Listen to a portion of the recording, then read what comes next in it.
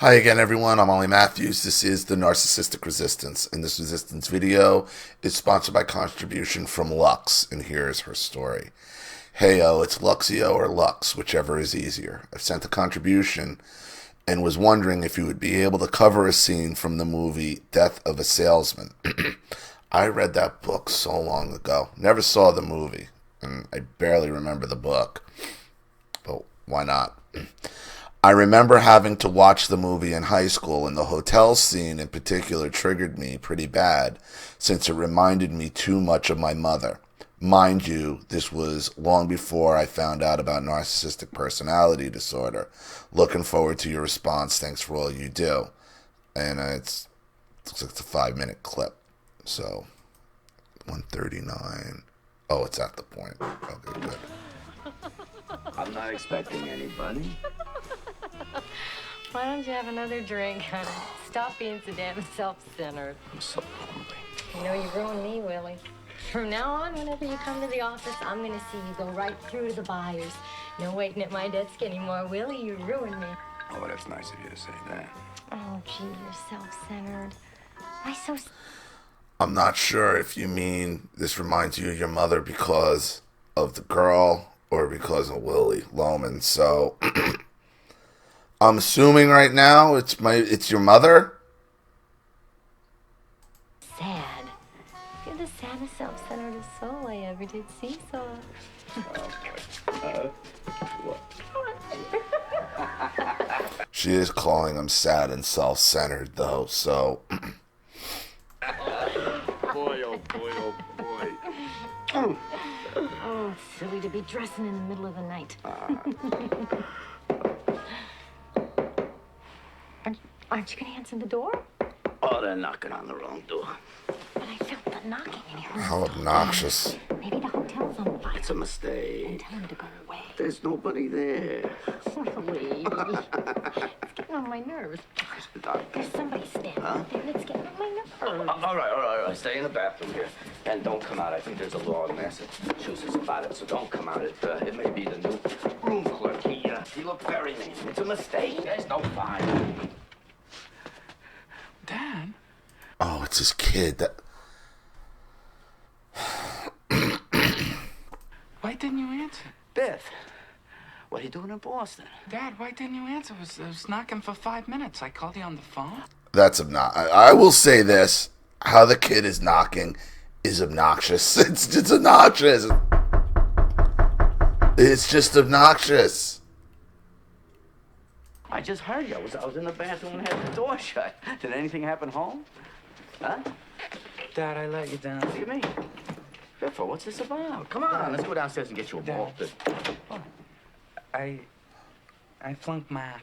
Not for the term. The term, I haven't got enough credits to graduate. You mean to say that Bernard wouldn't give you the answers? Pop, he did. He tried, but I only got a And 61. they wouldn't give you 4 points? Dad, that Birnbaum refused, absolutely. Pop, I begged him to give me those points, but he won't listen to me. You got... Well, why should they have... See, what I'm seeing here... I hate to do this. When was this? This is made in 85. When was Death of a Salesman written? This is important.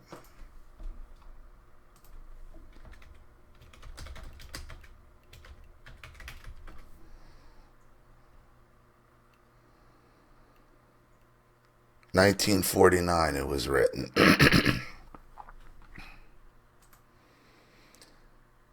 That's Dustin Hoffman. That's John Malkovich.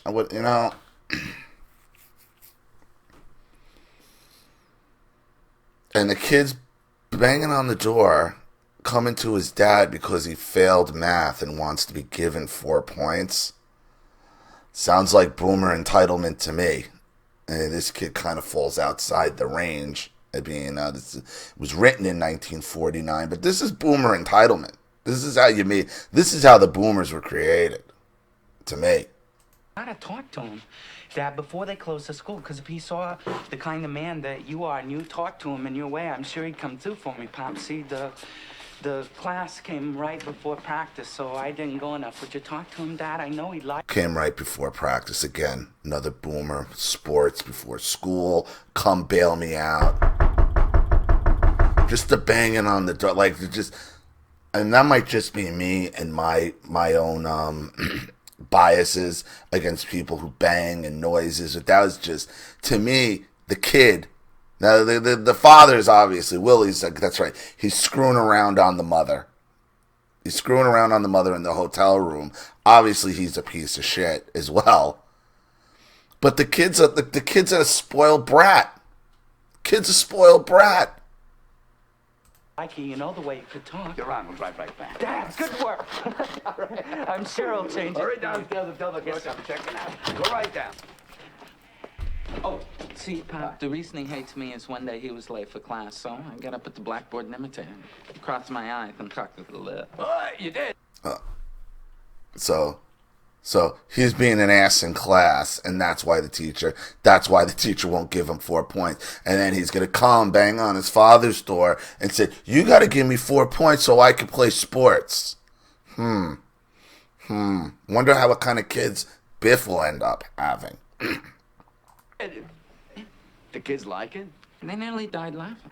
Yeah, what did you do? The square root of 63. And in the middle of it, he walks in. He walked like this. All right. This is how the boomers were raised. Like, everything they did was gold. I'm not sure this is what you wanted out of this video. I'm just telling you what I'm seeing here, because you're telling me you were traumatized by this because you were reminded of your mother. I'm not sure if it's the girl or Willie's your mother here. Somebody in there? No, that was next door. Somebody got in your back. No, it's the next room. There's a party. Can I come in? There's something in the bathtub, Willie, and it's moving.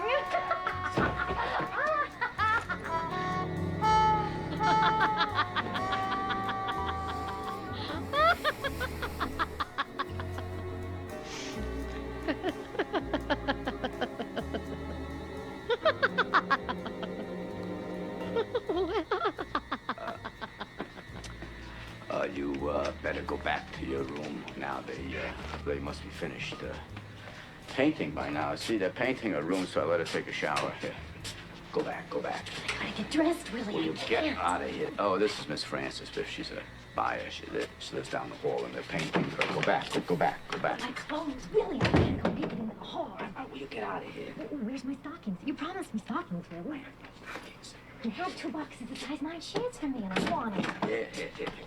Yeah. For God's sake, now let's get out of here.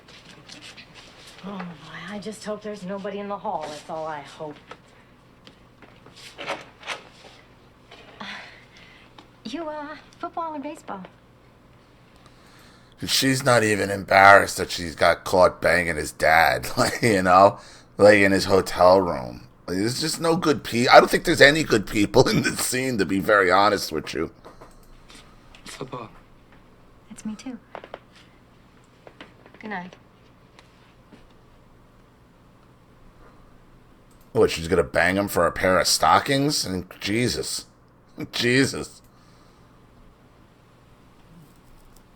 Well, better get going. I want to get to the school first thing in the morning, huh? So get my suits out of the closet, and I'll get my valise.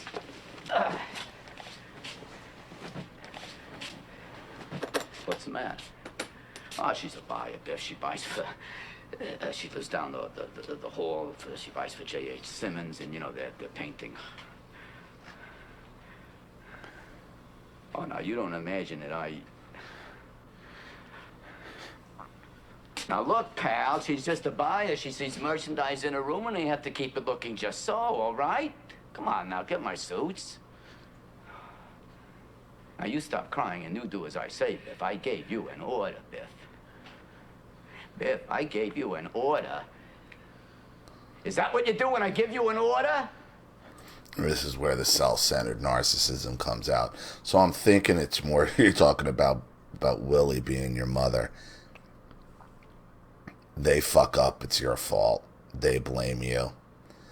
Though, that's right, and I remember not liking when I read the book, because I read the book when I was 13. I remember not liking Biff at all in the book. Like, I remember he was even like a more of an arrogant ass in the book. I just didn't like Biff. And that's why. Because he reminded me of my baby boomer parents. But I don't think that's why you wrote in.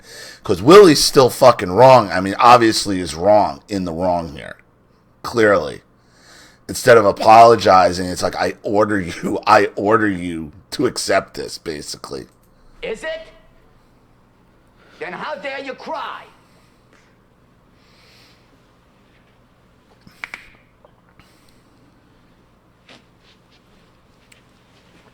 Oh, no.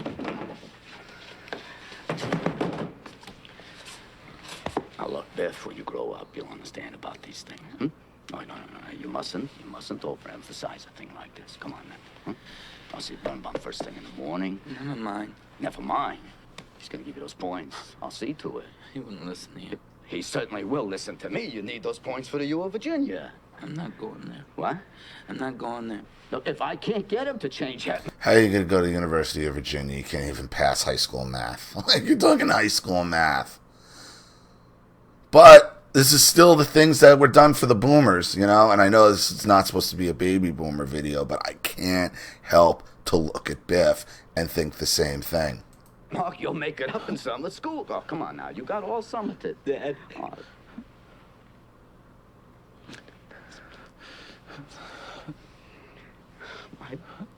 My boy. She's nothing to me, Biff. I was lonely. I was just terribly lonely. Dad, you gave her Mama Stucky. I gave you an order. Don't touch me, you liar. You apologize for that. You fake. I gave you an order. Now you come back here. You phony little fake. Hey, come back here. You fake. I gave you an order. Come back here. I'll beat you. I'll whip you. I think that's where she wanted it. 145.38.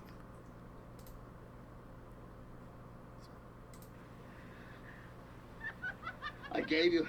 Yeah. And that's where she wanted it ended.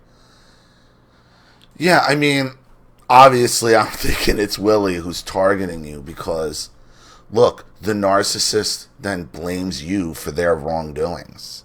And their wrongdoings become your problem. Now, it's a horrible scene, you know, it's a horrible thing Willie did, obviously. He's obviously a horrible, self-centered, sociopathic narcissist who follows the narcissistic grab bag, where they fuck up, you catch them fucking up, and it's your fault. It's your fault when you catch the narcissist fucked up. Putting aside, even though... I could probably do a 2-hour video now that I've seen this movie on how to create how the baby boomers were created. That's how the baby boomers were created. Just like Biff. The fact that what doesn't line up, if you know, Willie, and obviously in the scene he's this awful narcissist, but you know, if Biff is so comfortable to just stand at his father's door and just keep banging on and keep barging in the room. And like, I couldn't pass math even though I was making fun of the teacher and he caught me and he won't give me 4 points and you gotta. And even Willie's sitting there like, oh yeah, that's funny, that's great. And it wasn't like he was blowing smoke up his ass because the girl was in the room. He really wanted to hear it. What did you do? He asked the question, what did you do?